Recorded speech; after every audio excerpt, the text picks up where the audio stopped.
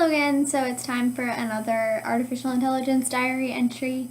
This week we're talking about machine learning, but before I go into my reflection for that, I want to talk about the coding bootcamp that I got to go to this weekend. It was really cool, a lot of fun, like the people a lot, but I definitely learned some stuff that I never thought that I would need to know. I still don't think I really need to know it, but it's interesting to kind of have that behind the scenes look at how almost everything in my life works now.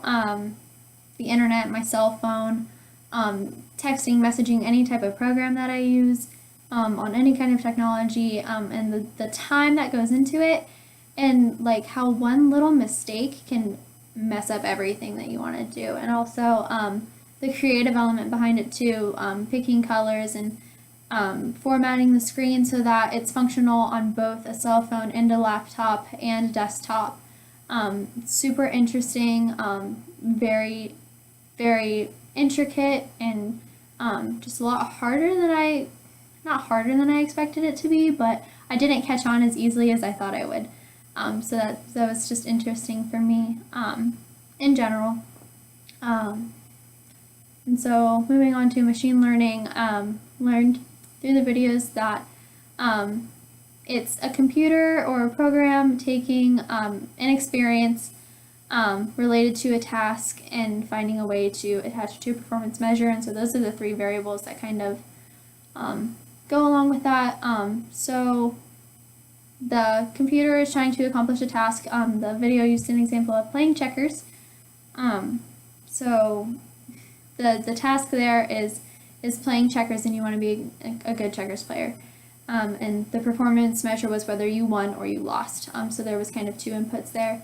And the experience was playing games and trying things and figuring out if those board positions made you win or made you lose. And so this guy, can't remember his name, made this program to play checkers, and he kept playing checkers with it, and the game learned, or the program learned, what board positions in the game were more favorable for a win and which ones were more favorable for a loss, and how to avoid the lost ones, and so it could win.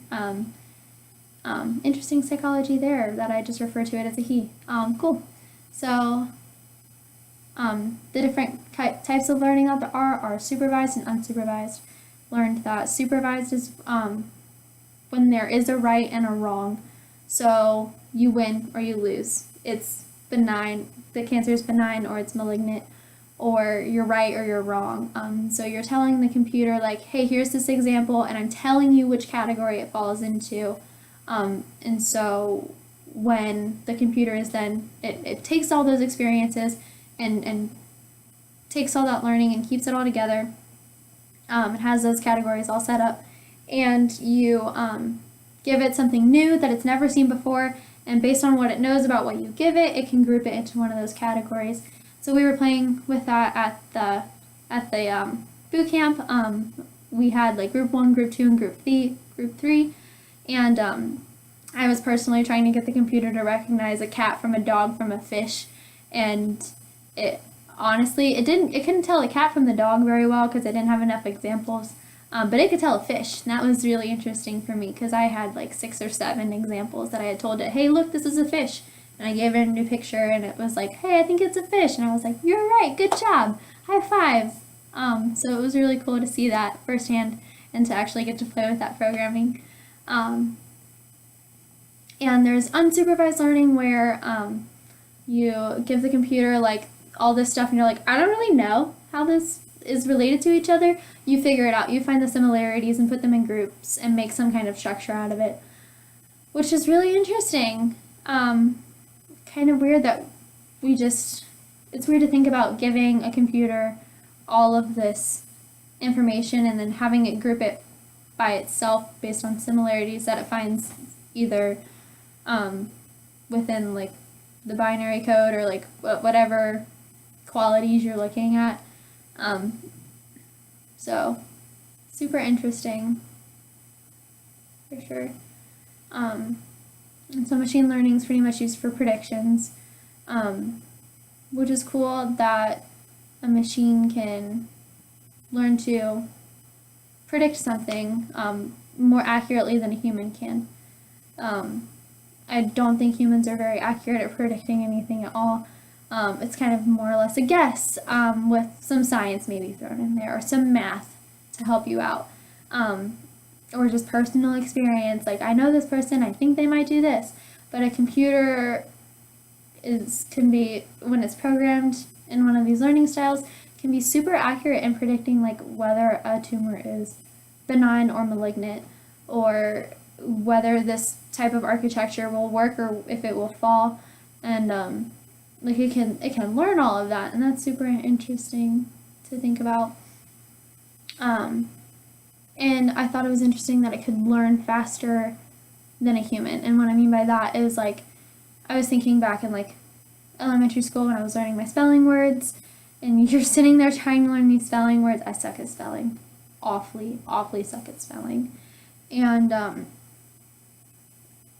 you mess it up 6, 7, 8, 20, hundreds of times, and you finally get it right once. And like, humans keep reverting back to like what you think it is and not what it actually is, and that's why we're wrong so often, especially in learning something new, not something that we've known for a while. Where a computer, it's like, okay, it makes that mistake once, it puts it in its bank, and it's like, okay, I'll never make that mistake again. Like, humans can't even do that, like, socially. Like, you like, you say something wrong to a person more than once, probably in a day. Like, you just say something wrong, and you're like, oh, I need to take that back. But a computer, like, would just be like, no, I just won't say that ever again, and it doesn't. And it's super interesting that a machine can learn better and faster and more accurately than a human can. And I thought this could be like super useful, especially in medicine, when you're predicting these kind of prognoses and stuff, to be accurate in whether a tumor is benign or malignant is super, super crucial to the people in those situations. And I think that's really interesting how a computer program can be used to do it more accurately than a human can, potentially in the future. I think that's really cool. I thought marketing, it would be a cool tool to benefit people who do marketing. I also think it can be misused. I'll get to that in a second. Marketing, for companies to sell more product, to make more money, to make more profit, and do better for themselves.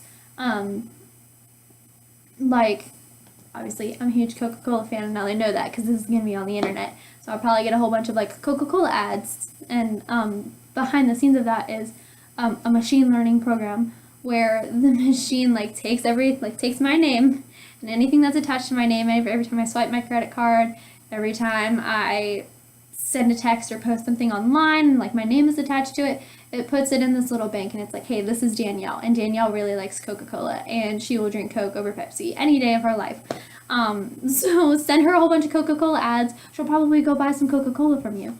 And so just behind the scenes of all of that is like this learning technology, which is super interesting to think about, but also really creepy that this information's just out there. And it's not like anyone's like intently sitting there looking at it like, oh, Danielle's super into Coca-Cola, that's really weird, she should drink Pepsi. It's just there and held in this bank and used for marketing later, which I thought was interesting.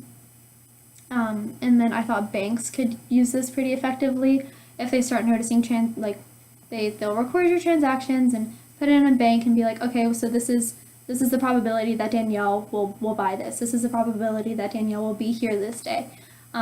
And so when this actually happened to me in high school, my card number was used to buy like $400 worth of food in California. And I'm like a junior in high school, just started like my first job ever. This account hasn't even been open maybe 6 months. And the bank was like, hey, are you in California? They called me, they're like, hey, are you in California right now? And I was like, no, like, I can't afford to go across the street, let alone California. So that was super interesting how the bank was able to take this learning technology, know that transaction wasn't me, and stop it before I lose out $400 on food in California that I didn't get to eat. So those are ways that I think this learning technology can be helpful and useful. to society. I think that's really cool. I can also think it can be misused in warfare. I'm not a super like pro warfare person. Like, I love our troops. My dad's a vet, but it just, I don't. I hate that it has to be necessary for safety and for civilizations to get along. Of course, I'm not sure on how life would work without it, but I think definitely think learning technology could be misused there in learning how like certain society, like who will win and who will lose kind of stuff. I think it's awful to think about humanity in a win-lose situation. In dictatorships, obviously, this can be abused to keep a dictator as a dictator. So that's a little scary there. And again, in marketing, this was my big one that I can articulate the most, like selling people things that they don't actually need. Like, do I actually need another 24-pack of Coke? Probably not. But if you send me an ad and know I'm gonna buy it, like, it's just not healthy to drink that much Coke. I drink way too much. And so I just think marketing companies could use that to their advantage. And when they don't care about their customers, it can be abused to the point where you're just selling things to sell them. You're not actually caring about what your market actually needs or what they actually want, and how to get that to them in the best way possible. So as long as we're like decent human beings and are aware of all this stuff when we're in those positions, like when marketers are aware of this, I think it's interesting, but it's still really cool that the computers can do all of this. And not just computers, just programs. I think they're just programs. I don't know my terminology well enough to be able to tell you. But just super interesting. And cool to think about the different types of learning that a computer can do. Yeah.